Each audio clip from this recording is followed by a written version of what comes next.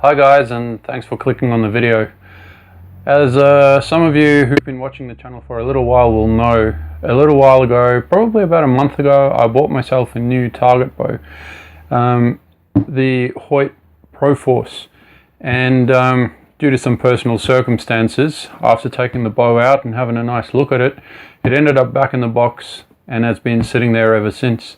Now while I've been waiting, I've also been collecting the pieces that I'll be putting onto the bow to fit it out. So what I'm going to be doing in this video is taking the bow back out of the box, letting you have a nice look at that, and then showing you the different pieces that I'll be putting on the bow. I will be doing a series of videos where I will systematically show each part being attached to the bow, and then once all of that's been done, I will also do some videos where I sight it in, tune the rest, initial paper tune to get things close, and then the walk back tuning, all the rest of it up to the point where I'm happy with the way that it's shooting. So without wasting any more time, I'll get the bow out of the box and I'll give you guys a good look at that. So for those of you who may be wondering, the maximum poundage of this bow is 60 pounds. I do believe it's coming in at about 62 pounds. And the draw length for it is 26.5 inches to 30 inches. I'm going to be having it set probably to 28.5, and then with the D loop getting it to my perfect draw length, which is 28 3/4. The other things that came in the box with the bow are all laid out on the table here. You've got the warranty card, as you get with every new bow that you buy regardless of the manufacturer. Obviously the manual as well, so I'll have a good look at that in my own time. The usual sticker that you get with these things as well, and a little bit of unnecessary armband with a Hoyt logo on it as well. So one of the other things that came in the bag that I think is pretty cool is another set of draw stop pegs. So the ones that come on the bow are your typical Hoyt draw stop peg. That's a steel shank with a rubber sort of bushing around it, and out of the box, correct me if I'm wrong, this is set to 85% let off. And then in the bag it also comes with another set of draw stop pegs, and these ones are made out of billet aluminium and they have no rubber around them, so they're going to give you a nice solid wall. And because they're bigger as well, I do believe that they allow you to then have the bow set at 75% let off, which is probably what I'm going to go for initially, and if I don't like it I can always go back to the 85% let off. The other cool thing about the target riser is the fact that it's got the grip inserts. So there's the completely flush one in the bow, and then you've also got 3 different sort of angles depending on how you like having your hand sitting up against the riser. As for the bow itself, the finish on this one is a nice silver color. It is anodized. It is really well done. I've had a good look at the bow and I haven't noticed any issues as far as the finish is concerned. The other thing that's pretty interesting, just quickly, is the fact that the bottom limb pocket is actually wider than the top one. And then I do believe that the cams that are on this are the same as the cams that are on the Hoyt Redworks RX1.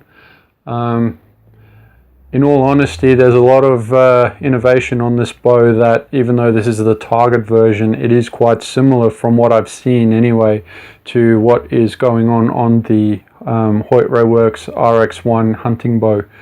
Now I'm not going to go into a lot of detail as far as all of the innovation on the bow and what it does and why it is the way it is, because this is only supposed to be a quick, this is what I've got and this is what I'm going to be doing.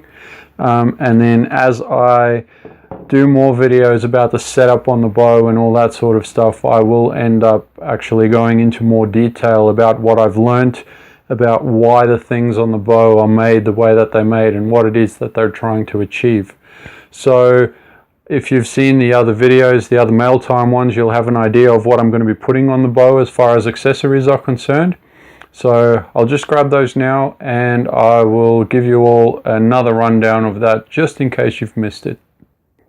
Alright, so it does seem like unintentionally my theme for this bow has turned into black and silver. Now I know the bow itself is black and silver, but anybody who knows me knows that I like to embellish my bows with some crazy colors if I can. Like my Carbon Spider 34 over here, it may be a blacked out bow, but if you look closely, you'll notice that the strings are actually fluoro pink and yellow, and the stabilizer weights are fluoro pink and yellow as well. So a lot of people refer to it as the licorice bow because they reckon it makes them think of licorice all sorts. Now I'll probably in the long run get some custom colored strings on this bow and maybe muck around with the dampeners and things like that. But for the moment it looks like it's going to be the black and silver Hoyt Proforce. As for the rest for the bow, if you've seen the previous video, it is a Titan rest, which is a pre-tensioned blade rest. It's the first blade rest I've ever used. I've never really even had a good close look at them in real life.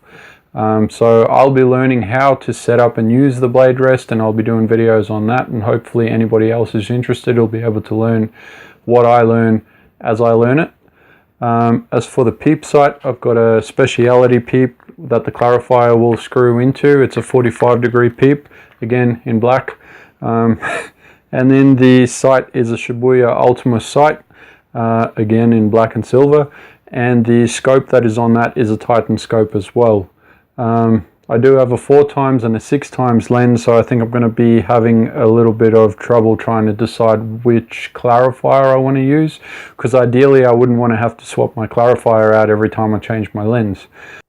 So as you can see, I've got just about everything I need to put this bow together now. I've got the rest, I've got the peep sight, I've got the sight, I've got the bow. The only thing I haven't purchased for this specific bow yet is a stabilizer setup, but I do have another setup here at home that I can use to work out the weight distribution that I need for this bow. And once I've done that, then I will actually purchase a stabilizer setup for this one specifically. So that's it for this video. I know I didn't go into a lot of detail as far as why things are the way they are or how they work and all that sort of stuff, but I'm hoping that the build series that I do for this bow will touch on all of those things and will help me understand what it is that I've bought and how it works and how to put it together and how to make it best work for myself.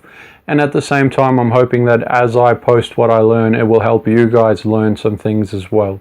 So that's it for today. Thanks for watching the video. Remember to leave a like or a comment below, and if you haven't already done so, subscribe to the channel and click on the little bell icon so that you get a notification each time I upload a new video. I hope you guys all have a great week, and remember, just do good shots.